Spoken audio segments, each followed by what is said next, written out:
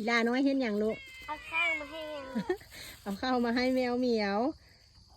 สมุนเพิ่นเทลงเลย เทลงเลยลูกเทลงเลย อืม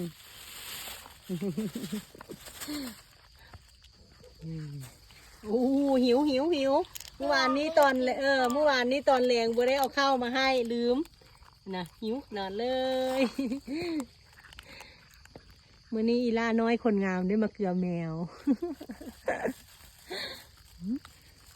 ฝนตกกระชุ่มฉ่ำเลยเมื่อคืนนี้ฝนตกนะกลายเป็นป่าอเมซอนแดง กลายเป็นป่าอเมซอนค่ะนะพืชผักก็ได้ชื่นตาชื่นใจจากหน้อย เพราะว่าฝนตกมีแหงเด้ตกก็ตกน้อยๆนึงตกหลายกว่านี้อีกแน่กับบ่ได้ผักกระชื่นบานเลยจ้าฝนตกเดี๋ยว โอ้ฝนตกก็มีแหงสดชื่นนำต้นไม้ต้นตอกเขานะจ้า